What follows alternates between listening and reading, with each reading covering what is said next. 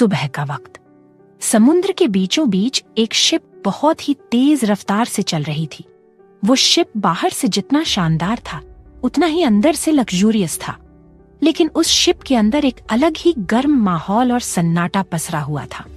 एक आदमी सोफे पर बैठे सामने के एक नौजवान शख्स को इरिटेट भरी नजरों से घूर रहा था, जो अपना एक पैर दूसरे पर टिकाए शान से बैठा था। उसका एटीट्यूड और डोमिनेटिंग पर्सनैलिटी ही दूसरों को डराने के लिए काफी था। उस शख्स के इस रवैये को देखकर सोफे पर बैठे आदमी को बहुत गुस्सा आ रहा था। वो एकदम से गन निकालकर उस आदमी पर पॉइंट कर देता है और गुस्से में कहता है, मिस्टर हसरत सिंघानिया, लगता है आपको अपनी जान से भी ज्यादा अपनी कंपनी प्यार है, जो आप इस पेपर पर साइन नहीं कर रहे हैं। उस आदमी की बात सुनकर हसरत एक ईविल स्माइल करने लगा। हसरत के सिर पर गन पॉइंट होने पर भी उसका रवैया अभी बरकरार था और उसके चेहरे पर एक डर की सिकंज तक नहीं थी, जैसे उसे कोई फर्क ही नहीं पड़ रहा हो। हसरत का ऐसा एटीट्यूड देख उस आदमी का गुस्सा मानो परमाण चढ़ गया। उसी पल उस आदमी ने गुस्से में शूट कर दिया।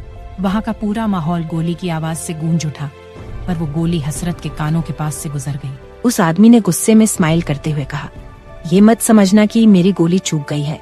अगर तुमने पेपर पर साइन नहीं किया तो ये गोली इस बार चूकेगी नहीं। उस आदमी की बात सुनकर हसरत के चेहरे पर एक अलग सा ठंडापन था और उसकी आंखों में तूफान आने से पहले की शांति थी।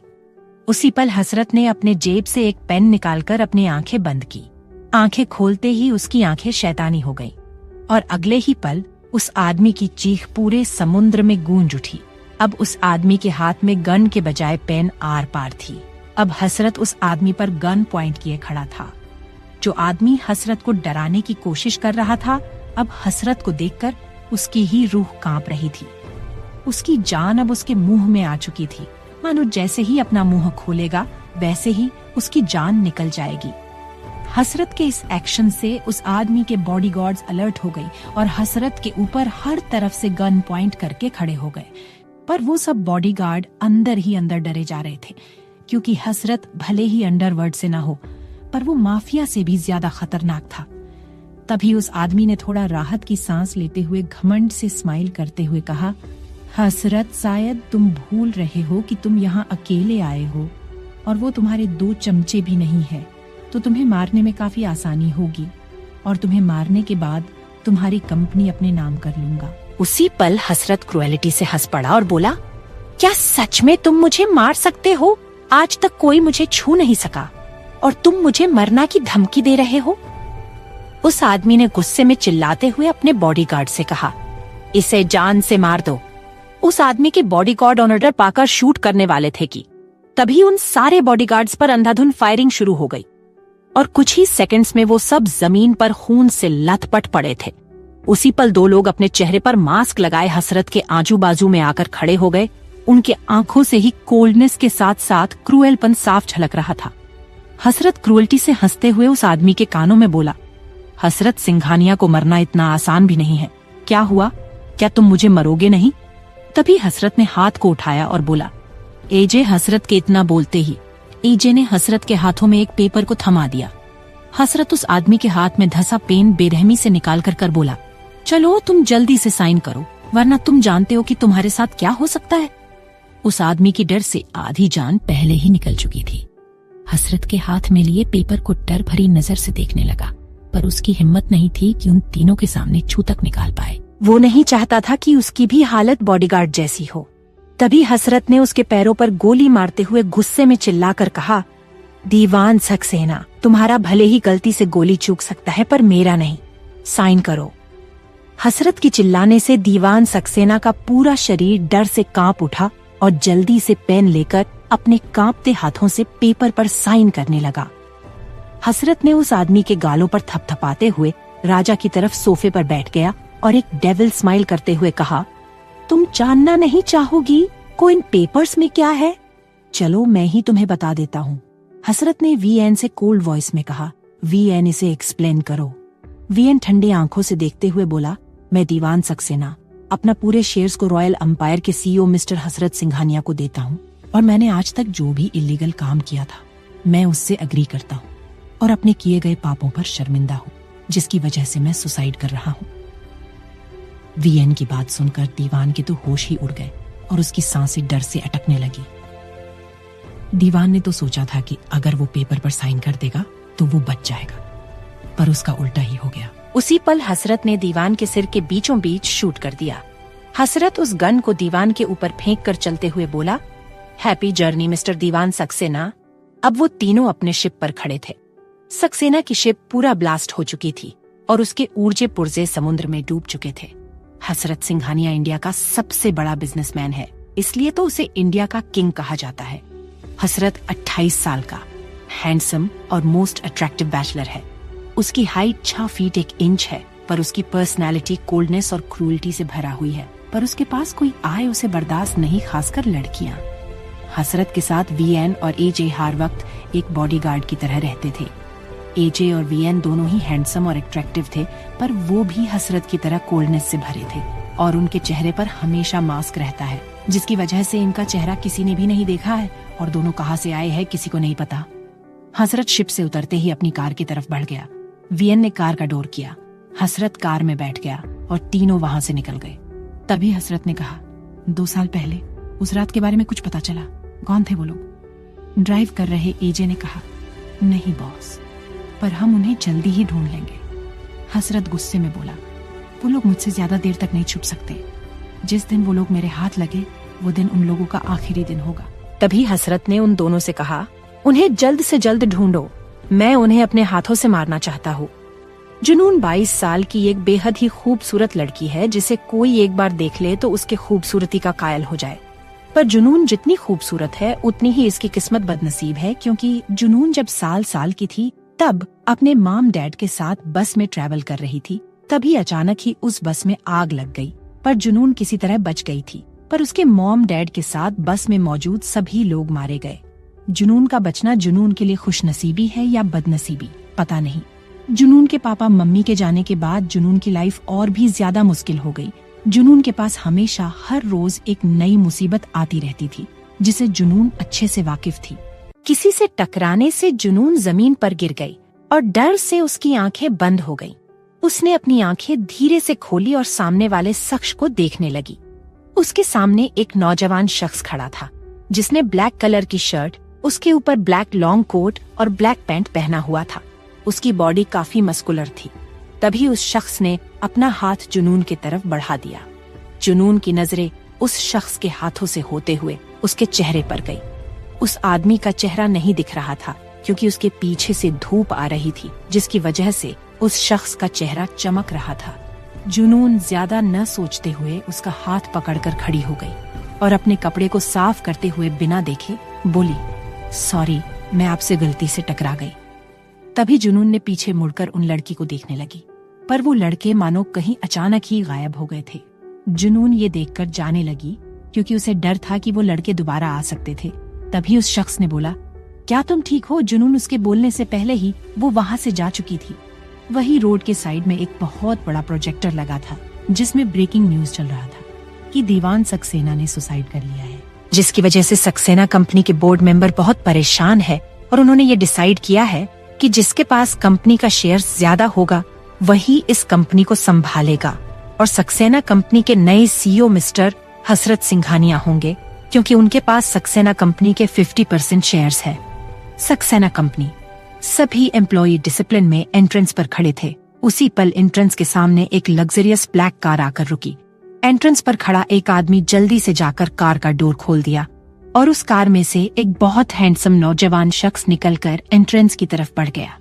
एंट्रेंस पर खड़े सभी एम्प्लॉय उस शख्स को देख अपना सर झुका लिए, और वो शख्स कोई और नहीं हसरत सिंघानिया था, और उसके कुछ कदमों के पीछे वीएन और एजे चल रहे थे। वो तीनों अट्रैक्टिव और डैशिंग लग रहे थे। तभी एक मेल एम्प्लॉई ने उन्हें रास्ता दिखाते हुए सीईओ केबिन तक छोड़ दिया। हसरत हेड चेयर पर बैठ गया और कुछ फाइल को देखते हुए बोला, एजे, इन 1 साल में जितने प्रॉफिट और लॉस हुए हैं उनकी डिटेल्स चाहिए। तभी हसरत का फोन रिंग होने लगा। हसरत अपने फोन की स्क्रीन को देखते ही कॉल को इग्नोर कर दिया, पर उसका फोन लगातार रिंग हुए जा रहा था। उसी पल हसरत ने गुस्से में कॉल रिसीव कर अपने कानों पर लगा लिया। तभी दूसरी साइड की बात सुनकर हसरत का चेहरा ठंडा पड़ गया और कॉल पर बोला, मैं आ रहा हूँ। इतना बोलते ही केबिन से बाहर निकल गया। वही जुनून सक्सेना कंपनी के बाहर खड़ी होकर ऊपर से नीचे तक पूरी बिल्डिंग को देख रही थी। अच्छे से देखने के बाद वो खुद से बोली, प्लीज गॉड, ये जॉब मुझे ही मिले, नहीं तो मेरे खाने के लाले पड़ जाएंगे। इतना बोलकर जुनून सैड सा फेस बना लेती है। फिर कंपनी के अंदर जाने लगती है, लेकिन तभी अचानक जुनून किसी से टकरा जाती है और बिना उसे देखे सॉरी बोलकर आगे बढ़ जाती है। जुनून रिसेप्शनिस्ट के पास जाकर बोली, मैम, मैं यहाँ इंटरव्यू देने आई हूँ, क्या आप बता सकती है कि इंटरव्यू कहाँ हो रहा है? रिसेप्शनिस्ट थोड़ा अफसोस करते हुए बोली, सॉरी मैम, इंटरव्यू किसी इश्यू की वजह से कैंसिल हो गया है। जुनून रिसेप्शनिस्ट की बात सुनकर निराशा से सिर झुकाकर चलते हुए बोली, मेरी किस्मत कितनी खराब है, पता नहीं सुबह से मेरे साथ क्या हो रहा है। पहले तो वो लड़के और अब इंटरव्यू भी कैंसिल हो गई। जुनून थोड़ा गुस्सा करते हुए ऊपर की तरफ देखकर आगे बोली, भगवान जी, अगर और भी कोई मुसीबत है तो वो भी आज ही ला दो, क्या रोज रोज मुझे परेशान करते हो? तभी जुनून ने आपने गले पर हाथ फेरा। गले पर हाथ फेरते ही उसके चेहरे पर परेशानी की झलक आ गई। जुनून बेताबी से किसी चीज को ढूंढने लगी। जुनून ढूंढते हुए अब कंपनी के बाहर आ चुकी थी। जुनून इधर उधर देख ही रही थी कि तभी जुनून के सामने से एक कार गुजरी। उस कार की विंडो खुली थी। उस कार में हसरत बैठा था। जुनून उस कार को देखते ही उसके पीछे दौड़ने लगी और चिल्लाते हुए बोली, कार को रोको, कार को रोको। पर जुनून की आवाज वहां तक नहीं पहुंच रही थी। तभी जुनून पास में पड़े एक छोटे से पत्थर को उठाकर सीधा हसरत के कार के मिरर पर मार देती है, जिससे उस कार का मिरर टूट गया और वो कार वहीं रुक गई। जुनून उस कार के पास जाते ही गुस्से में बोली, क्या आपको सुनाई नहीं देता? मैं इतनी देर से चिल्ला रही थी। वही कार में बैठा हसरत गुस्से में जुनून को घूरते हुए कार से बाहर आ जाता है और अचानक जुनून के बाहों को पकड़कर अपने कार में सटा देता है। वो जुनून की बाहों को दबाते हुए गुस्से में दांत पीसकर बोला, तुम्हारी हिम्मत भी कैसी हुई मेरे कार के मिरर को तोड़ने की और मुझ पर यानी हसरत सिंघानिया पर चिल्लाने की। जुनून उसकी गुस्से भरी आवाज सुनकर बहुत डर गई। हसरत ने जुनून के बाहों को इतना जोर से पकड़ा हुआ था कि जुनून को अपने हाथों में दर्द होने लगा। जुनून खुद को छुड़ाने की कोशिश करने लगी, पर हसरत ने जुनून को इस तरह जकड़ रखा था कि वो खुद को चाहकर भी छुड़ा नहीं पा रही थी। तभी जुनून थोड़ा दर्द में बोली, मुझे दर्द हो रहा है, छोड़िए मुझे। हसरत ने तिरछी स्माइल करते हुए कहा, क्या तुम्हें दर्द हो रहा है? पहले तुमने मेरे कार का मिरर तोड़ा ताकि तुम मुझे फंसा सको। जब मैं तुम्हारे पास खड़ा हूँ तो तुम्हें दर्द हो रहा है। जुनून डरते हुए उसकी आंखों में देख रही थी। हसरत ने गुस्से में आगे कहा, तुम जैसी लड़कियां पैसों के लिए कुछ भी कर सकती है। जुनून हसरत को समझाते हुए बोली, देखिए मिस्टर, आप मुझे गलत समझ रहे हैं। मैं ये जानबूझकर नहीं करना चाहती थी। आप रुक नहीं रहे थे, इसलिए ऐसा करना पड़ा क्योंकि मेरी। जुनून की बात बीच में काटते हुए हसरत ने नफरत से कहा, आखिर आ ही गई अपनी औकात पर, कितना पैसा चाहिए? तभी हसरत अपने कार से पैसे निकालकर जुनून के मुंह पर फेंकते हुए गुस्से में कहा, शायद तुम जैसी लड़की के लिए इतने पैसे काफी होंगे। हसरत इतना बोलकर वो जाने लगा। हसरत ने जुनून के मुंह पर पैसे फेंकते हुए जो बोला था, उसकी वजह से जुनून अब बहुत गुस्सा आ चुकी थी। जुनून ने हसरत पर गुस्से में चिल्लाते हुए कहा, मैं बस अपना लॉकेट लेने आई थी जो आपकी शर्ट में अटकी है। माना मुझसे गलती हुई है, पर क्या मतलब है आपका तुम जैसी लड़कियों से? कुछ देर पहले जिससे जुनून एंट्रेंस पर टकराई थी वो हसरत था। उन दोनों के टकराने की वजह से जुनून का लॉकेट हसरत के शर्ट में अटक गई थी। हसरत ने चलते हुए उस लॉकेट को अपने शर्ट से खींचकर निकाल दिया, जिससे वो लॉकेट टूट गई और हसरत उस लॉकेट को फेंकते हुए बोला, ये लो तुम्हारी सस्ती घटिया सी लॉकेट। जुनून हैरानी और गुस्से में हसरत को देखते हुए अपनी लॉकेट की तरफ दौड़ पड़ी। जुनून अपनी टूटी हुए लॉकेट को उठाकर आंसू भरी आंखों से देखने लगी। एकदम से जुनून उस लॉकेट को अपने सीने से लगाकर रोने लगी और बोली, सॉरी मम्मी पापा, आपकी दी हुई आखिरी निशानी भी नहीं संभाल पाई। अचानक से ही जुनून की रोती आंखें गुस्से में बदल गईं और जुनून खड़े होकर अपने हाथ में एक ईंट उठाकर हसरत की तरफ बढ़ गई। वहीं हसरत कार में बैठने ही वाला था कि उसे कुछ टूटने की आवाज आई। तभी हसरत की नजर अपने कार के पीछे वाली कांच पर पड़ी जो पूरा टूट चुका था। जुनून उसके सामने आकर गुस्से में उसके मुंह पर वही पैसे फेंकते हुए बोली, इन पैसे से किसी का इमोशन नहीं खरीद सकते, समझे मिस्टर बदतमीज। हसरत की आंखों में खून उतर आया हसरत ने गुस्से में जुनून का एक हाथ पकड़कर उसकी पीठ से लगाकर खुद से सटा लिया और अपने कार से सटाकर अगले ही पल हसरत ने गन निकालकर जुनून के माथे पर पॉइंट कर दिया। हसरत जुनून की आंखों में देख रहा था। जुनून की आंखें आंसुओं से भीगी हुई थी। हसरत आग बबूला होते हुए बोला, तुम्हारी इतनी औकात नहीं है कि तुम हसरत सिंघानिया पर पैसे फेंक सको, और तुम जैसी 2 टके की लड़की अब मुझे बताएंगी कि इमोशन क्या होता है। तुम जैसी लड़की न जाने हर रोज कितने अमीर लड़कों को फंसाती होगी और पैसे के लिए न जाने क्या क्या करती होगी। हसरत की बात सुनकर जुनून भड़क गई और हसरत को धक्का देकर उसने गुस्से में एक जोरदार थप्पड़ उसके गाल पर जड़ दिया और गुस्से में बोली, आप होते कौन है मेरे कैरेक्टर को जज करने वाले? मैं इतने देर से कुछ बोल नहीं रही, इसका मतलब ये नहीं कि आप जो चाहे वो मेरे बारे में बकवास करेंगे। जुनून के जोरदार थप्पड़ से हसरत का चेहरा एक साइड से झुक गया था और उसका गाल पूरा लाल पड़ चुका था। थप्पड़ मारकर जुनून ने हसरत के ईगो को हर्ट कर दिया। हसरत ने गुस्से में जुनून को देखा और एकदम से उसका गला पकड़कर दबाते हुए खुद के बेहद करीब कर लिया, जिससे अब हसरत की गर्म सांसें जुनून के गालों पर पड़ रही थी। हसरत के गला दबाने की वजह से जुनून की सांसें फूलने लगी थी। हसरत कुछ बोलने ही वाला होता है कि तभी हसरत का कॉल रिंग होने लगा। हसरत समझ गया कि किसका कॉल है। हसरत ने एकदम से जुनून का गला छोड़ दिया। जुनून का गला छूटते ही वो जोरों जोरों से खांसने लगी। हसरत वहां से जाने लगा। हसरत ने बिना पीछे मुड़े जुनून पर शूट कर दिया। वो गोली जुनून के गले को छूकर निकल गई, जिससे उसके गले से खून निकलने लगा। हसरत ने क्रूएल्टी से कहा, तुम्हें इसका अंजाम भुगतना ही पड़ेगा लड़की। हसरत इतना बोलकर अपनी टूटी हुई कार में बैठकर बहुत ही तेज स्पीड में वहां से निकल गया। वहीं एक शख्स अंधेरे कमरे में किसी राजा की तरह सोफे पर बैठे सिगरेट की कस ले रहा था। अंधेरे की वजह से उस शख्स का चेहरा नहीं दिख रहा था, पर उसका ऑरा अंधेरे में भी किसी को डराने के लिए काफी था। उस अंधेरे कमरे के बीचों बीच में फ्लैश लाइट थी, जिनमें कुछ लोग रस्सी से बंधे थे। उन लड़कों के शरीर पर जगह जगह चाबुक और डंडों के मारने के निशान थे। वो लड़के वही लोग थे जो जुनून का पीछा कर रहे थे। वो लड़के डर और दर्द से चिल्लाए जा रहे थे, प्लीज हमें छोड़ दो, हमें जाने दो। हम उस लड़की को क्या, अब किसी लड़की को नहीं छेड़ेंगे, बस हमें माफ कर दीजिए। हम उसे आंख उठाकर भी नहीं देखेंगे। तभी सोफे पर बैठे शख्स ने क्रूएलिटी से कहा, तुमने मेरे प्यार पर गंदी नजर डालने की कोशिश की है और मैं तुम्हें आसानी से छोड़ दूं। पहले अपनी गलती की सजा तो भुगत लो, फिर मैं तुम लोगों को माफ कर दूंगा। तभी वो चिल्लाते हुए बोला, रातिक, इन सब का जुबान काट लो और इनकी आंखें निकाल लो, ताकि मेरी जुनून को न देख सके और न ही कुछ बोल सके। उसी पल वो सब लड़के डर से चिल्लाने लगे, हम लोगों के साथ ऐसा मत करो, हम वो गलती फिर से नहीं दोहराएंगे, हमें माफ कर दो, प्लीज हमें छोड़ दो। वो सब उसके सामने गिड़गिड़ाए जा रहे थे, पर वो शख्स शांति से सिगरेट की कस लिए जा रहा था। वहीं उन लड़कों की चीखें गूंजने लगी और सोफे पर बैठा शख्स उन लड़कों को देखकर साइको की तरह मुस्कुराए जा रहा था। तभी रातिक उसके पास आकर बोला, डीके बॉस, हमें जुनून मैम का पूरा इन्फॉर्मेशन मिल चुका है। डीके की हंसी अब पागलपन में बदल गई। वो एकदम से चिल्लाते हुए बोला, जुनून, बस कुछ दिन और तब हम एक दूसरे के पास होंगे। बोलकर डीके किसी पागल आशिक की तरह मुस्कुराने लगा। आधी रात का वक्त, रात के खूबसूरत चांदनी में हसरत रोड पर किसी ब्लैक कार के पीछे भाग रहा था। हसरत उस कार के पीछे ऐसे भाग रहा था जैसे कार में उसका कोई अपना हो और उसे उन लोगों से बचाने की कोशिश कर रहा हो। तभी हसरत गुस्से में चिल्लाते हुए बोला, कार को रोको और उसे छोड़ दो, वरना मैं तुम लोगों को जान से मार दूंगा। पर वो कार नहीं रुकी, बल्कि हसरत की आवाज सुनकर वो ब्लैक कार और भी ज्यादा स्पीड से रोड पर भागने लगी।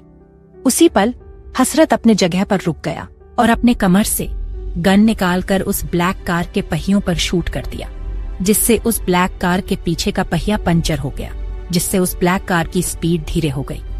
हसरत उस कार के पास जा ही रहा था कि तभी अचानक पीछे से एक ब्लैक कार हसरत को एक झटके में ही उड़ा दिया और वहीं हसरत उसी कार पर लुढ़कते हुए रोड पर गिर गया। हसरत का पूरा शरीर खून से लटपट हो गया और उसके सिर से बहुत ही ज्यादा खून बहने लगा, जिससे उसका पूरा चेहरा खून से सन गया। तभी हसरत के सामने से वो दोनों ब्लैक कार गायब हो गई और हसरत की भी आंखें अब धुंधली पड़ने लगी थी।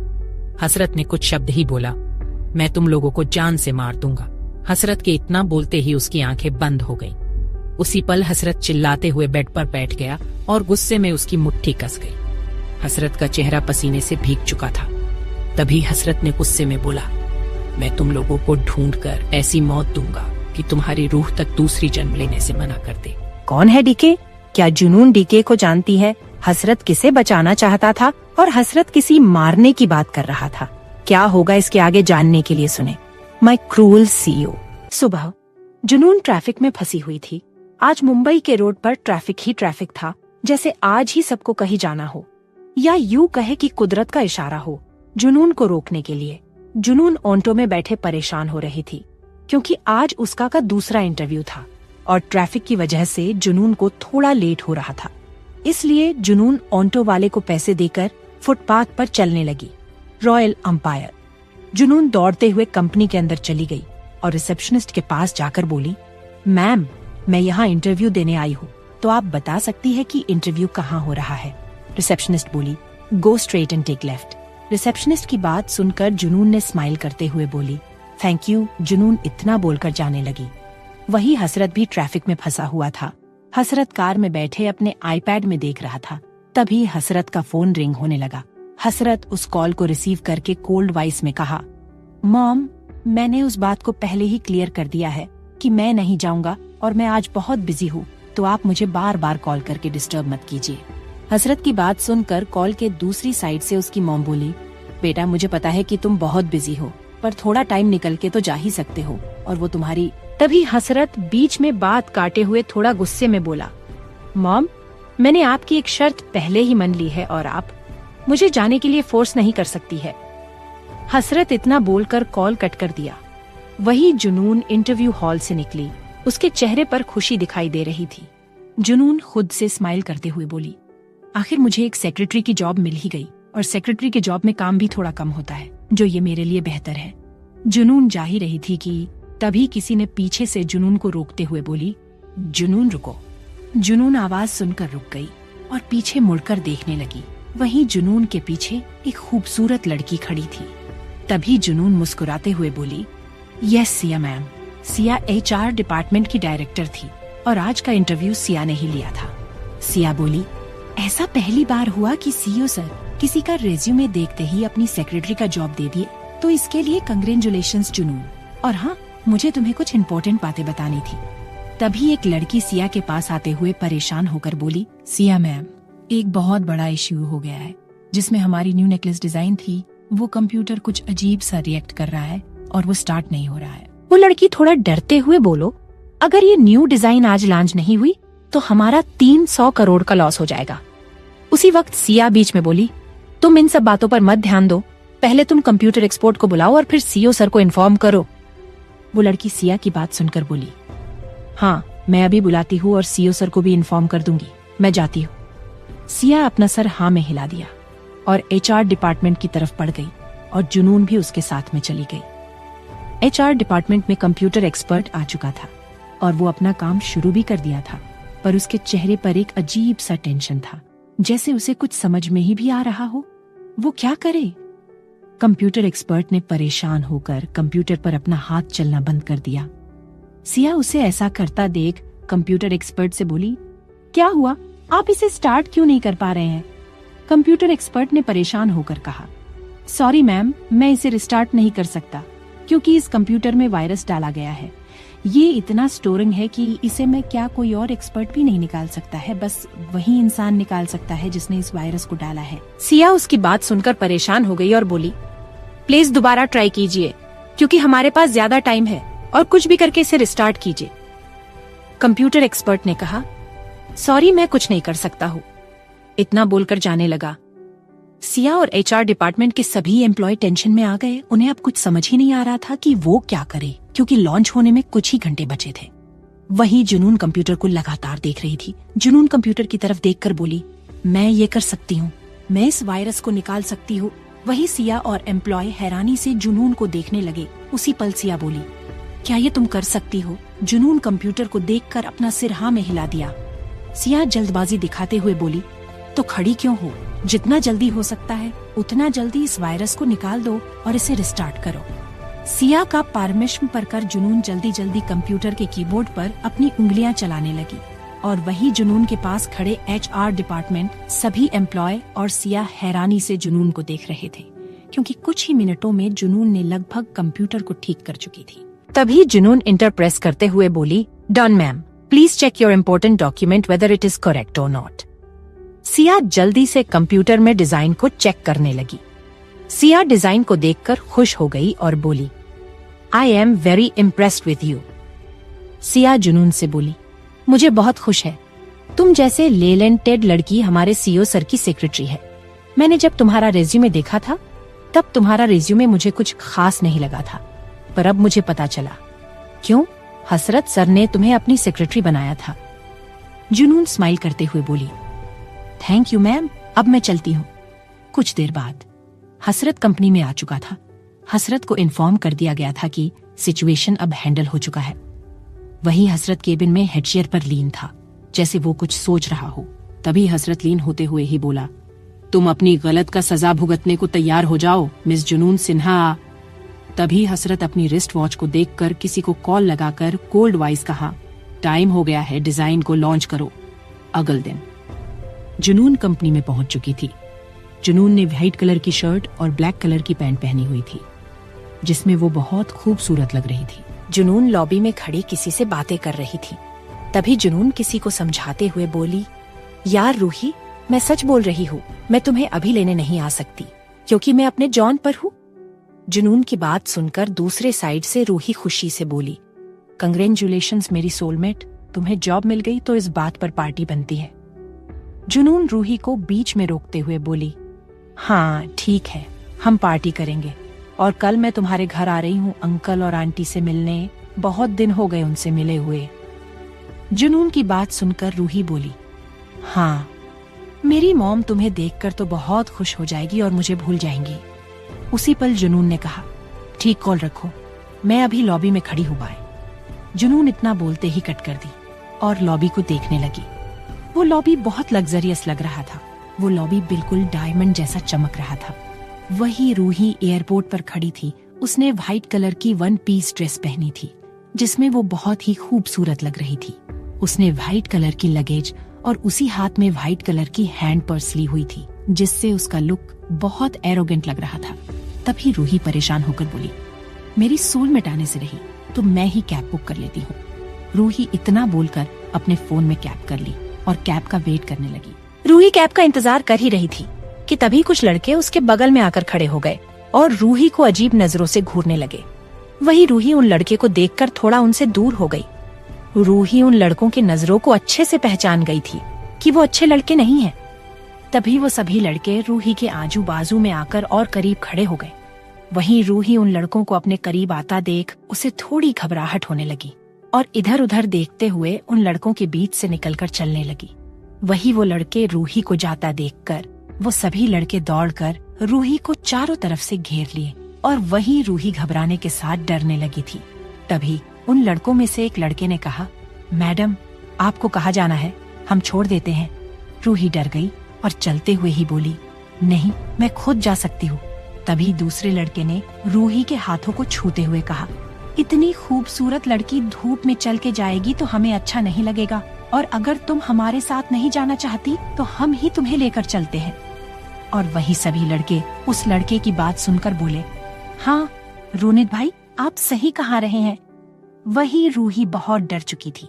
वो इन लड़कों से बचने के लिए इधर उधर भागने लगी, पर वो लड़के उसे घेरे खड़े थे। उसी पल रोनित ने रूही को गंदे तरीके से छूने लगा। वहीं रूही की आंखों में आंसू आ चुके थे। तभी रूही बोली, नहीं मुझे नहीं जाना तुम लोगों के साथ, मेरा रास्ता छोड़ो, मुझे जाने दो। वही रोनित उसकी बात सुनकर हंसते हुए कहा, नहीं बेबी, तुम जैसी खूबसूरत लड़की को कैसे छोड़ दूं। रोनित इतना बोलकर रूही के बहुत करीब आकर जबरदस्ती किस करने की कोशिश करने लगा। वही हसरत कंपनी में दमदार तरीके से एंटर करता है। वही हसरत को देखकर चल रहे सभी एम्प्लॉयर अपने जगह पर ठहर गए और अपना सिर झुकाकर गुड मॉर्निंग विश करने लगे। आज हसरत के साथ वीएन और एजे नहीं आए थे क्योंकि वो दोनों किसी को ढूंढने में बहुत बिजी थे। हसरत लिफ्ट की तरफ बढ़ने लगा।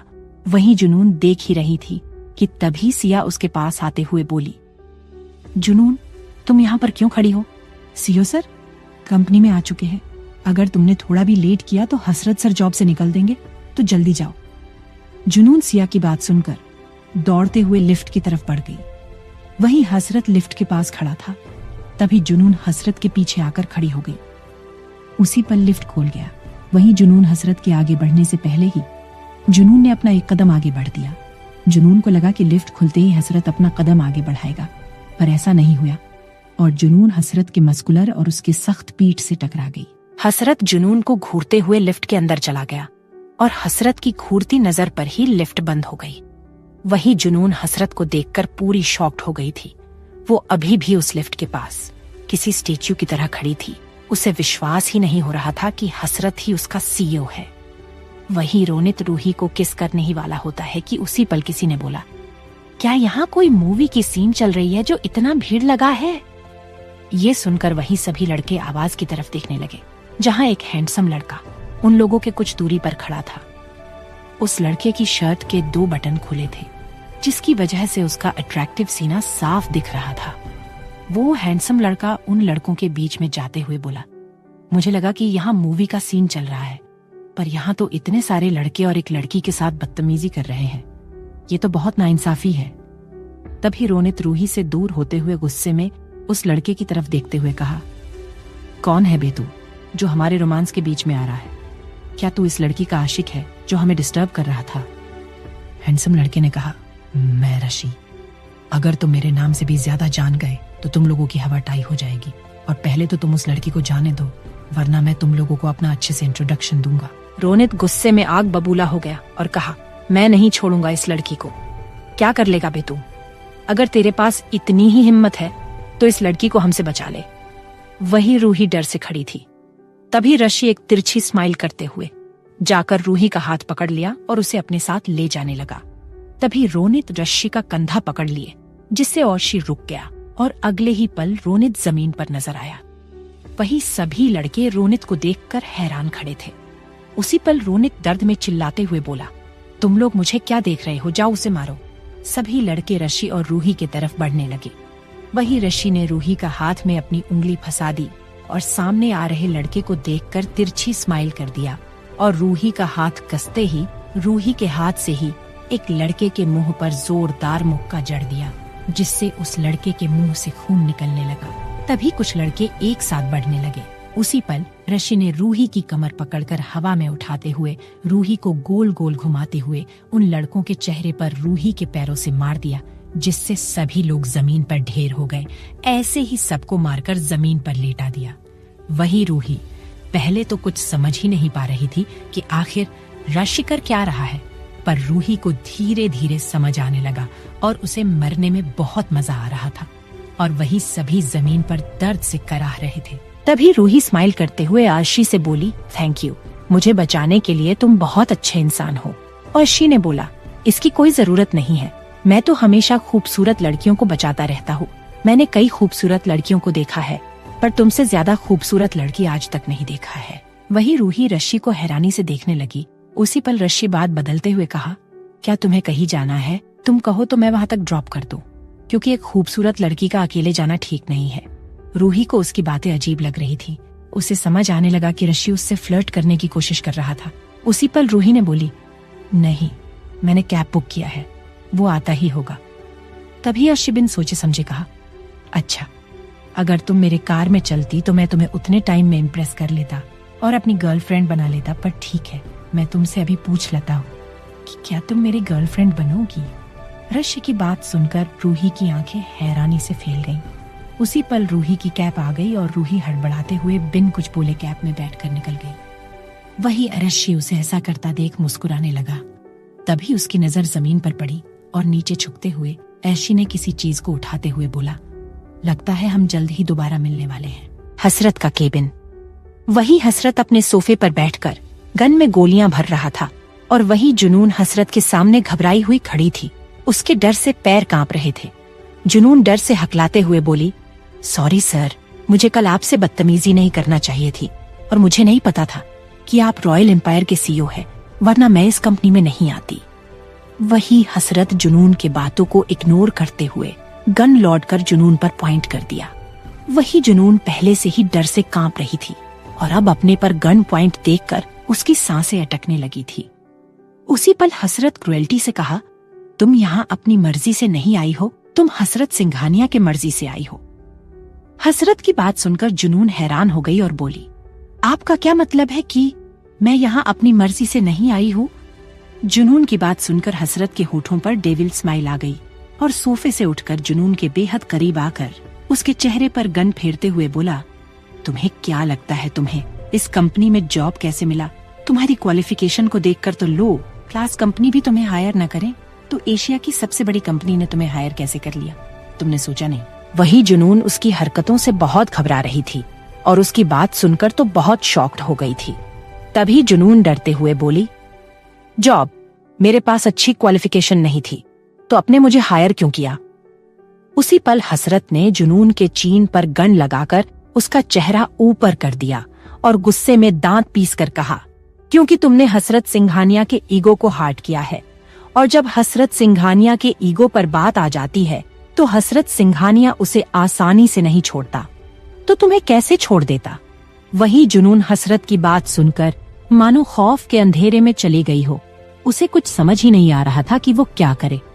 तभी हसरत अपने गन को जुनून के गले से होते हुए उसके चेस्ट के सेंटर में गन पॉइंट करके उसे धक्का दे दिया।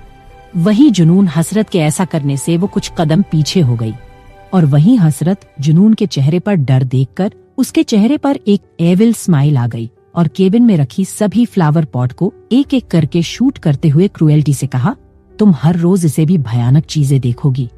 हसरत कोल्ड वॉइस में आगे कहा, तुम यहाँ से भागने की सोचना भी मत, वरना मैं तुम्हारी जिंदगी बर्बाद करके रख दूंगा।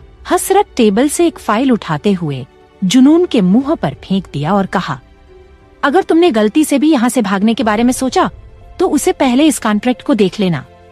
जुनून हैरानी से कॉन्ट्रैक्ट की उठाकर देखने लगी।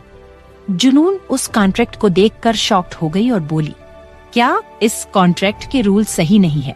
इसमें तो लिखा है कि अगर मैं यहाँ से भागने की कोशिश करूंगी या फिर इस कॉन्ट्रैक्ट के मुताबिक 3 साल पूरा होने से पहले इस कॉन्ट्रैक्ट को तोड़ा तो मुझे 50 करोड़ देना होगा। और इसमें तो भी लिखा है आप जो कहेंगे जहाँ कहेंगे जाने के लिए बिना कोई साल किए जाना पड़ेगा। ये कौन सा रूल है? मैं इस पेपर पर साइन नहीं करूंगी। जुनून की बात सुनकर हसरत ने कोल्ड वॉइस में कहा, तुम्हें इस पर साइन करने की जरूरत नहीं है क्योंकि तुमने इस पेपर पर पहले ही साइन कर दिया है और मुझे नहीं लगता है कि तुम यहाँ से भागोगी क्योंकि ये कंपनी तुम्हारे लिए लास्ट ऑप्शन जॉब पाने के लिए है। वही जुनून हसरत की बात सुनकर हैरान खड़ी थी। उसी पल जुनून बोली, आपको कैसे पता कि ये कंपनी लास्ट थी और मैं इस पेपर कब साइन किया?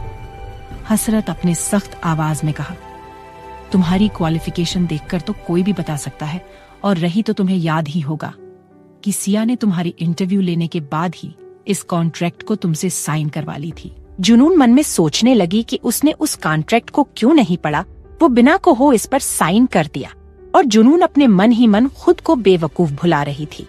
तभी हसरत का फोन रिंग होने लगा जिस पर एजे फ्लैश हो रहा था। हसरत उस कॉल को पिक करते हुए बोला, किसने किया था? दूसरी साइड से एजे ने कहा, बॉस, उस कंप्यूटर वायरस को आपके पुराना दुश्मन निहाल ने किया था और वो आपसे बदला लेने आया है। हसरत उसकी बात सुनकर कॉल कट कर दिया और एक डेविल स्माइल करते हुए जुनून की तरह देखकर उसकी मुस्कुराहट और भी भयानक हो गई, जैसे हसरत के दिमाग में कुछ भयानक चल रहा हो। आगे जानने के लिए सुनते रहिए क्रुएल्टी ऑफ माई CEO। रात का वक्त जुनून रूही के रूम में बैठी उसे बातें कर रही थी। तभी रूही परेशान होकर बोली, तो तू अब क्या करेगी? तू उस कॉन्ट्रैक्ट को चाहकर भी नहीं तोड़ सकती और न ही उतने सारे पैसे दे सकती हो। जुनून सैड फेस बनाकर बोली, मैं क्या करूं? उस जबरदस्ती कॉन्ट्रैक्ट को मानना ही पड़ेगा और मेरे पास और कोई जॉब का ऑप्शन भी तो नहीं है। रूही अफसोस जाते हुए जुनून के कंधे पर हाथ रखकर बोली, सॉरी यार, मैं तुम्हारे लिए कुछ नहीं कर सकती हूँ। हाँ, मुझे पता है तू कुछ नहीं कर सकती, तो सॉरी बोलने की जरूरत नहीं है, जुनून बोली। जुनून बात बदलते हुए आगे बोली, मेरी छोड़ तू, अपनी बता, तुमने उस एयरपोर्ट वाले लड़के को क्या जवाब दिया? रूही गुस्से में बोली, उसने इतने अचानक पूछ लिया कि मुझ समझ ही नहीं आया कि मैं उसे क्या जवाब दूं। उसे बिना कोई जवाब दिया वहां से चली गई। तभी उसी वक्त रूम में आधी उम्र की महिला आते हुए बोली, सुनो जुनून बेटा, तुम रूही को कुछ समझाती क्यों नहीं हो कि वो भी कोई जॉब ढूंढ ले? बस ये निकम्मों की तरह इधर उधर घूमती रहती है। रूही चिढ़ते हुए बोली। मॉम, अपने बेटी के बारे में कोई ऐसे बोलता है क्या? रूही की मॉम सुशीला, जो अभी भी थोड़ी जवान देखती है और जुनून को अपनी बेटी जैसी मानती है। सुशीला रूही के बात सुनकर रूम से बाहर जाते हुए बोली, मुझे तो लगता ही नहीं है कि तू मेरी बेटी है, और हाँ, अगर तुम दोनों की बातें खत्म हो गई हो तो तुम दोनों बाहर डिनर करने के लिए आ जाओ। रूही सुशीला के बातों पर मुंह बना लेती है और कहती है, ठीक है, हम डिनर करने के लिए आ जाएंगे। उसी पल रूही कुछ याद आया और जल्दी से अपने ड्रॉवर में से 2 एंट्री पास निकलते हुए बोली, देखो मेरे पास क्या है, डांस टुनाइट होटल की एंट्री पास, जो 2 हफ्ते बाद इस होटल में एक शानदार पार्टी होने वाली है और हम इस पार्टी में पार्टी करने जाएंगे। जुनून खुश होकर बोली, क्या? हम मुंबई की सबसे बड़े पार्टी में जाने वाले हैं और इस पार्टी में तो यंग रिच लड़की लड़के और मॉडल्स ही जाते हैं। जुनून इतना बोते हुए रूही को शक के निगाहों से देखते हुए बोली, पर ये तेरे पास कैसे? तू तो इतनी अमीर तो नहीं है कि तू इस एंट्री पास को खरीद पाए, तो ये आया कहाँ से?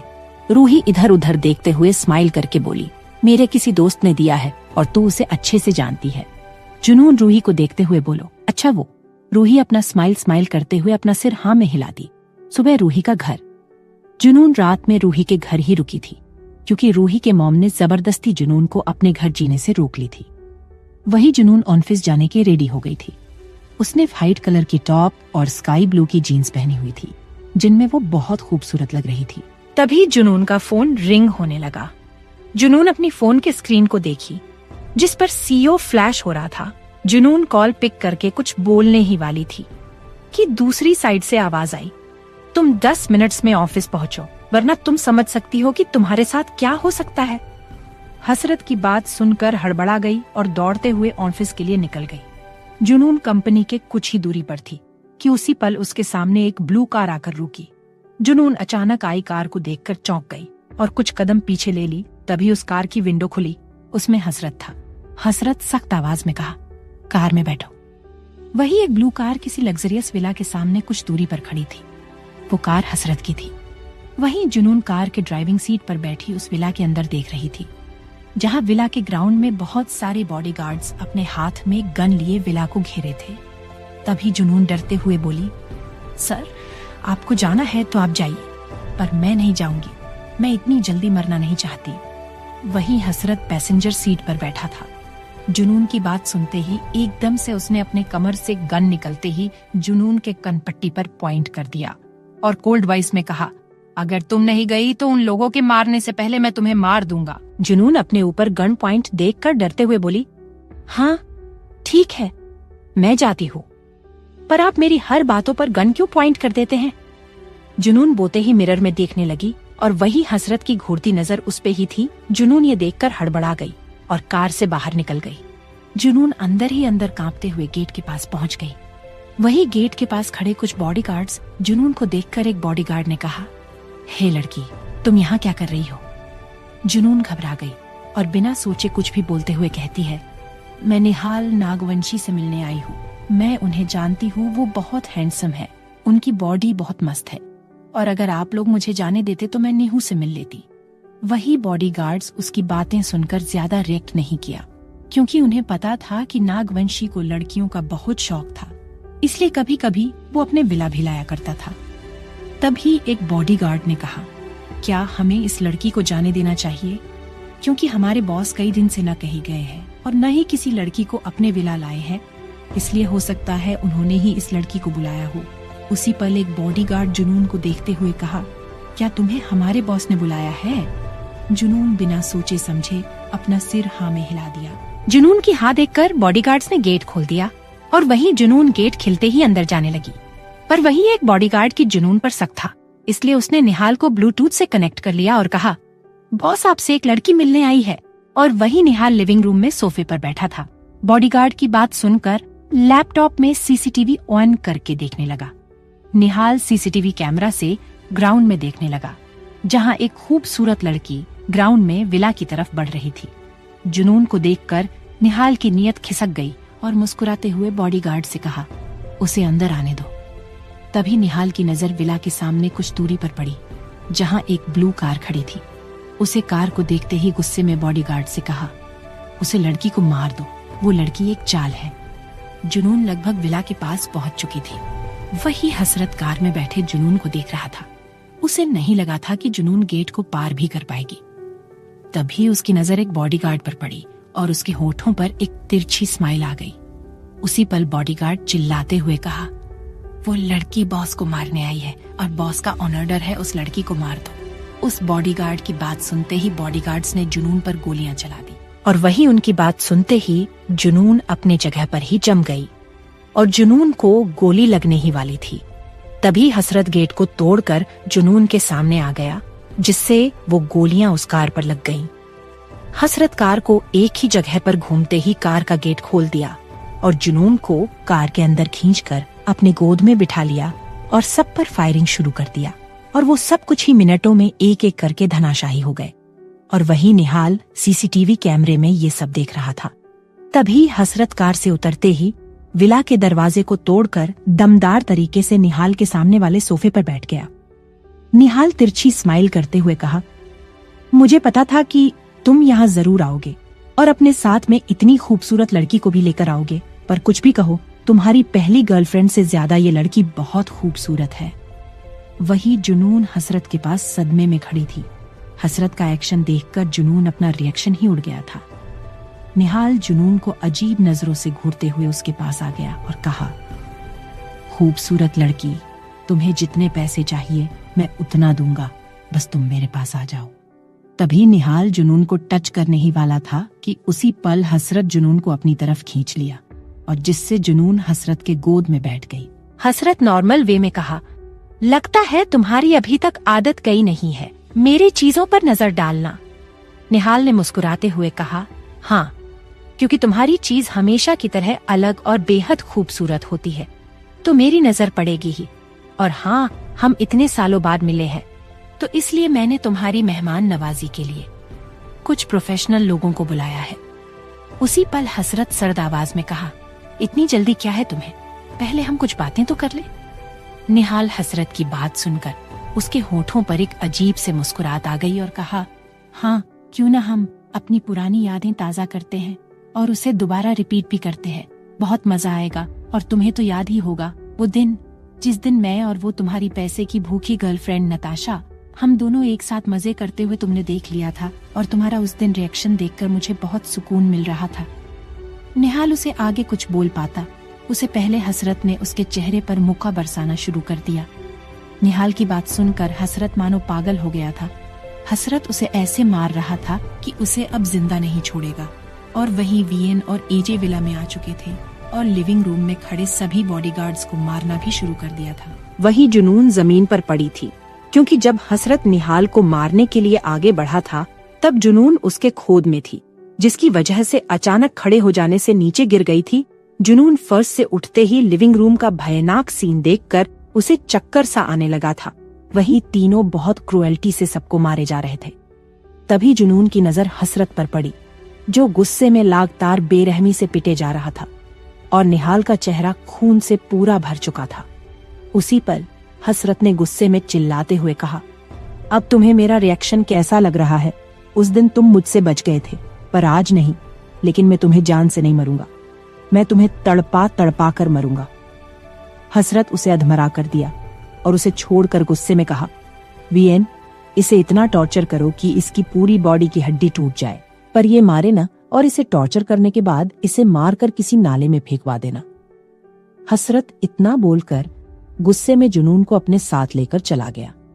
कार में बैठी जुनून हसरत के हाथों को देख रही थी। हसरत का हाथ खून से सना हुआ था। एल और हसरत के चेहरे पर अभी भी गुस्सा छाया हुए था, जैसे वो कुछ सोच रहा हो, और वही जुनून का भी कुछ ऐसी ही हालत थी। कुछ दिन बाद सिंघनिया पैलेस।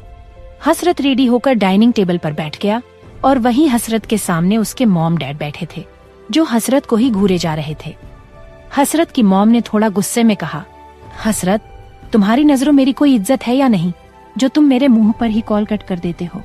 हसरत की मॉम शीला सिंघानिया, जो देखने में अभी भी खूबसूरत है, पर उनके चेहरे पर कुछ अलग सा ही एटीट्यूड था। शीला की बात सुनकर हसरत के डैड ने बोला, अच्छा, तो आप इस छोटी से बात पर आप हसरत का गुस्सा मुझ पर उतार रही थी। पर शीला जी, हमारा बेटा हसरत आप पर ही तो गया है, जो अपने ही बातों पर अड़े रहता है। हसरत के डैड अधिराज सिंघानिया जो दिखने में फिट और हैंडसम थे, वही शीला अधिराज को घूरते हुए बोली, आप चुप रहिए, मैं हसरत से बात कर रही ही ना। शीला हसरत की तरफ देखते हुए बोली, हसरत, जेसिका एक अच्छी लड़की के साथ साथ एक सक्सेसफुल मॉडल भी है और तुम्हें पसंद भी करती है, और इसलिए मैंने तुम्हारी डेट उसके साथ फिक्स कर दी है और तुम्हें जाना ही पड़ेगा। हसरत शीला की बातों पर ध्यान नहीं दे रहा था। डेट की बात सुनकर गुस्से में बोला, देखिए मॉम, मैंने आपकी एक बात मानने के बदले मैंने आपसे एक शर्त रखी थी कि आप मुझे किसी चीज के लिए फोर्स नहीं करेंगी। तभी डाइनिंग टेबल के पास आते हुए किसी ने कहा, मॉम क्यों ना आप भाई के बदले मुझे डेट पर भेज दें, क्योंकि भाई तो डेट पर जाने से रहे तो मुझे भेज दीजिए, क्योंकि मुझे डेट पर जाने में कोई प्रॉब्लम नहीं है। ये कोई और नहीं रशी था, जो हसरत का छोटा भाई और हसरत के बिल्कुल अपोजिट है, पर हसरत की तरफ काम पड़ने पर अपना गुस्सा दिखा देता था। शीला बोली, हाँ बेटा, तुम्हें लड़कियों से डेट करने से फुर्सत नहीं मिलती, और हमारे हसरत बेटे को कम से। रशी डाइनिंग टेबल पर बैठे ब्रेकफास्ट करने लगा। तभी हसरत ने डाइनिंग टेबल के चेयर से उठाते हुए कोल्ड वॉइस में याशी से कहा, ऑफिस जल्दी पहुंच जाना, हमारी इंपॉर्टेंट मीटिंग है। हसरत इतना बोलकर जाने लगा कि तभी शीला गुस्से में चिल्लाते हुए कही, मेरी बातों का अनसुना मत किया करो, तुम्हें डेट पर जाना ही पड़ेगा, वरना मैं यह घर छोड़कर चली जाऊंगी। हजरत अपनी मॉम को अच्छे से जानता था कि उसकी मॉम जो भी बोलती थी वह जरूर करती थी, इसीलिए हसरत न चाहते हुए बोला, फाइन, अगर मैं बिजी न रहा तो आगे जानने के लिए सुनते रहिए। Cruelty of my CEO। Hasrat car में बैठकर ऑफिस के लिए निकल गया, और वही जुनून अभी ऑफिस के लिए निकल गई थी। वही जुनून कंपनी के बाहर पहुंच चुकी थी, पर उसे कंपनी के अंदर जाने में डर लग रहा था, क्योंकि उस दिन के बाद से हर रोज हसरत का भयानक और क्रुएल्टी वाला एक्शन देखना पड़ता था। इसलिए जुनून हसरत से बहुत डरती थी।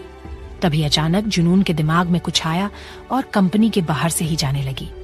जैसे ही जुनून फुटपाथ पर पहुंची, वैसे ही उसकी नजर रोड के दूसरी साइड पर गई, जहां कुछ लोग खड़े थे।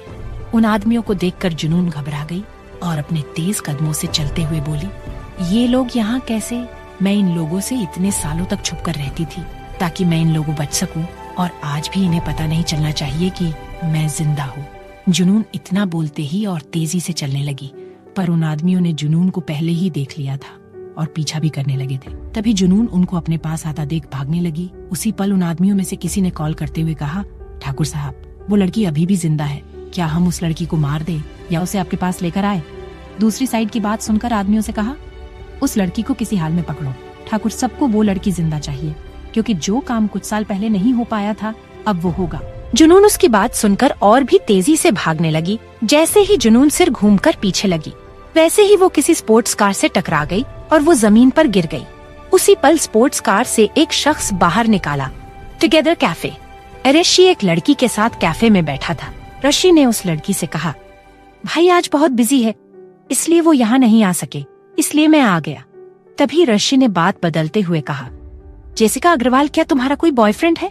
जेसिका अजीब नजरों से देखते हुए बोली, नहीं, पर मैं तुम्हारे भाई हसरत को पसंद करती हूँ। तुम क्यों पूछ रहे हो?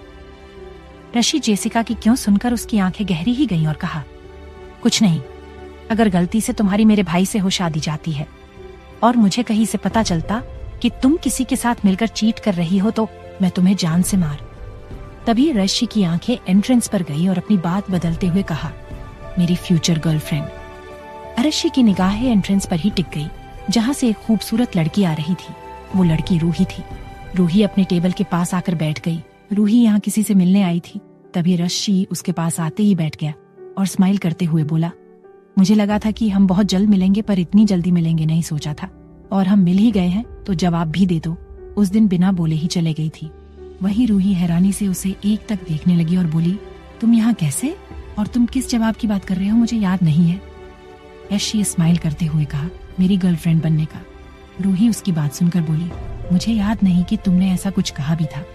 रूही बात बदलते हुए बोली, मुझे कुछ काम है, मैं चलती हूँ। रूही वहाँ से निकलने ही वाली होती है कि उसका पैर दूसरे पैर में फंस गया और उसी वक्त जेसिका उसके सामने आ गई, जिसकी वजह से रूही उसके ऊपर गिर गई। वही वो सभी आदमी जुनून को पकड़ लिए और अपने साथ ले जाने लगे। वही जुनून घबरा रही थी और अपने आप को छुड़ाने की कोशिश करते हुए बोली, मुझे छोड़ दो, मुझे जाने दो, मुझे तुम लोगों के साथ नहीं जाना है। तभी जुनून की नजर स्पोर्ट्स कार के पास गई जहां हसरत खड़ा था। जुनून उसे देखते ही चिल्लाई, सर मुझे बचा लीजिए, मुझे इन लोगों के साथ नहीं जाना। जुनून जानती थी कि हसरत उसे बचा सकता है, पर वही हसरत अपने स्पोर्ट्स कार के पास खड़ा अपने दोनों हाथ पैंट में डाले जुनून को ले जाता देख रहा था। उसी पल हसरत ने तिरछी स्माइल करते हुए जुनून से कहा, तुम्हें जाना है तो जा सकती हो, मैं तुम्हें नहीं रोकूंगा। मैं कौन होता हूँ तुम्हें रोकने वाला। जुनून उसकी बात सुनकर आंखें फाड़े देखने लगी और वही हसरत की बात सुनकर वो सभी आदमी हंसने लगे और उन आदमियों में से एक आदमी ने जुनून का हाथ खींचते हुए हसरत का मजाक उड़ाकर कहा, वो तुम्हारी क्या मदद करेगा, वो तो हमें देखते ही डर गया है और उसके अंदर इतनी हिम्मत नहीं होगी कि इतने लोगों से लड़ सके। उसने इतना ही बोला था कि तभी हसरत ने उसके मुंह पर एक जोरदार किक मार दिया, जिससे वो खड़े खड़े ही मुंह के बल रोड पर गिर गया और उसके नाक और मुंह से खून बहने लगा। टुगेदर कैफे जेसिका रूही पर चिल्लाते हुए बोली, तुम्हें ढंग से चलने नहीं आता, देखो तुमने मेरी फेवरेट और स्टाइलिश शर्ट की क्या हालत कर दिया है। जेसिका की शर्ट की बाहों के बाजुएं फट गई थी, जिससे उसका शर्ट शोल्डर कट में बदल गया था। जेसिका की बात सुनकर रूही का चेहरा फीका पड़ गया और बोली, मैंने कहा तो मैंने ये जानबूझकर नहीं किया था, बस मेरे पैर आपस में चकरा गए जिससे मैं तुम्हारे ऊपर गिर गई। जेसिका गुस्से में बोली, एक तो तुमने मेरी शर्ट फाड़ी और ऊपर से एटीट्यूड दिखा रही हो। अशीब वहीं खड़ा हंस रहा था। तभी वो बोला, मेरी फ्यूचर गर्लफ्रेंड ने कहा ना कि गलती से हुए है तो ये बात मान लो, और देखो ना तुम्हारी शर्ट पहले से ज्यादा और भी स्टाइलिश लग रही है, तो तुम्हें इसे माफ कर देना चाहिए। जेसिका ने आरिशी पर ज्यादा ध्यान नहीं दिया था। जेसिका उसकी बात सुनकर तुरंत शांत हो गई और अपने इमेज को अच्छा दिखाने के लिए रूही से स्माइल करते हुए बोली, सॉरी, ये तो किसी के साथ हो सकता है, मैंने ही तुम्हें गलत समझा। वही रूही जेसिका के बदलते हुए बर्ताव को देखकर हैरान हो गई। जेसिका रेशी से स्माइल करते हुए बोली, तुम अभी भी यहाँ हो और क्या ये तुम्हारी गर्लफ्रेंड है? काफी सुंदर है। अर्शी बोला, हाँ ये मेरी इन फ्यूचर गर्लफ्रेंड है और ये तुमसे ज्यादा खूबसूरत है। उसकी बात सुनकर रूही हैरानी से अर्शी को देखने लगी और उसे उसके पेट पर मारते हुए बोली, तुम ये क्या बोल रहे हो बेवकूफ। वही अर्शी की बात सुनकर जेसिका का मुंह बिगड़ गया था, फिर भी एक फीकी स्माइल करते हुए रूही से बोली, खूबसूरत तो है, वैसे तुम्हारे गर्लफ्रेंड का नाम क्या है? शी रूही को देखते हुए बोला, जेसिका तुमसे तुम्हारा नाम पूछ रही है, उसे बताओ। रूही रशी को गुस्से में देखते हुए बोली, रूही। तभी जेसिका बोली, मैं चलती हूँ तो तुम दोनों एंजॉय करी। जेसिका इतना बोलकर चली गई। वहीं रूही अपनी आंखों को घुमाते हुए रशी को देखकर बिना कुछ बोले चली गई। रशी कैफे में खड़ा मुस्कुराते हुए बोला, रूही। वही हसरत गहरी आंखें करते हुए क्रियल्टी से कहा, तुम लोगों ने इतना बोलकर मेरे ईगो को हर्ट करके बहुत बड़ी गलती कर दी है। वही सभी आदमी खौफ से जुनून को छोड़ कुछ कदम पीछे चले गए। तभी एक आदमी ने डर से कहा, अगर हम इस लड़की को नहीं ले गए तो ठाकुर साहब हमें नहीं छोड़ेंगे, इसलिए पहले इस लड़के को मारो, फिर हम इस लड़की को अपने साथ लेकर जाएंगे। उस आदमी की बात सुनकर सभी आदमी हसरत को मारने के लिए आगे बढ़ने लगे। हसरत एक एविल स्माइल देते हुए आगे बढ़ने लगा और जुनून को दिखाते हुए बेरहमी से किसी का गर्दन, रीढ़ की हड्डियां तो किसी के हाथ पैर को बेरहमी से तोड़ रहा था। और वहीं जुनून ये सब देखकर अपनी आंखें बंद कर ली थी। कुछ ही देर बाद जुनून को कोई आवाज नहीं आई, इसलिए जुनून अपनी आंखें खोल देती है। तभी उसकी नजर उन सब पर गई जहां रोड पर पड़े दर्द से कराह रहे थे। उसी पल हसरत अपनी स्पोर्ट्स कार को जुनून के सामने रोकते हुए कोल्ड वॉइस में कहा, कार में बैठो। जुनून उसे हैरानी से देखने लगी। उसी पल हसरत ने फिर से कहा, क्या तुम उन लोगों के साथ जाना है? जुनून तुरंत बोली, नहीं। जुनून इतना बोते ही कार में बैठ गई। जुनून कार में बैठे कुछ सोच रही थी। तभी हसरत ने पूछा, कौन थे वो लोग? क्या तुम उसे जानती थी? जुनून इसी चीज के बारे में सोच रही थी कि कहीं हसरत उन लोगों के बारे में पूछ न ले। उसी पल जुनून एक मासूम सा फेस बनाकर बोली, नहीं, मैं नहीं जानती कि वो कौन थे। हसरत जुनून के झूठ को समझ रहा था, पर फिर भी उसने इसके आगे कुछ नहीं पूछा और कंपनी के लिए निकल गए। और वही वो सब आदमी दर्द में कराह रहे थे। उन्हीं में से एक आदमी ठाकुर को फोन करते हुए कहा, ठाकुर साहब, वो लड़की हमारे हाथ से निकल गई। एक लड़के ने उस लड़की को हमसे बचाकर लेकर चला गया और वो लड़का बहुत भयानक था, पर मैंने उसके आंखों में देखा है। वो लड़का उस लड़की को बचना चाहता था, पर उसके लिए प्यार नहीं था। पार्टी का दिन। रूही जुनून के घर पर ही इंतजार कर रही थी। तभी जुनून डोर खोलते हुए अंदर आ गई। रूही उसे देखते हुए बोली, जुनून तू आ गई। जुनून ने सिर हाँ में हिला दिया। रूही जुनून के पास जाकर उसका हाथ पकड़कर बोली, चल जल्दी वरना हम लेट हो जाएंगे। जुनून बोली, हाँ हाँ चलती हूँ। वही हसरत घर जाने के लिए निकल चुका था। तभी उसका फोन रिंग हुआ। उसके स्क्रीन पर वीएन फ्लैश हो रहा था। हसरत कॉल को पिक कर लिया। उसी पल दूसरे साइड से वीएन ने कहा, बॉस वो किडनैपर्स और आपको मारने की कोशिश करने वाले दोनों अलग अलग थे, पर बॉस वो किडनैपर्स मिल गए हैं और वो आज एक ग्रैंड पार्टी में जाने वाले हैं। हसरत इतना सुनते ही उसने अपनी कार मोड़ा ली और बहुत स्पीड से चलाने लगा। आगे जानने के लिए सुनते रहिए क्रूएल्टी ऑफ माय सीईओ।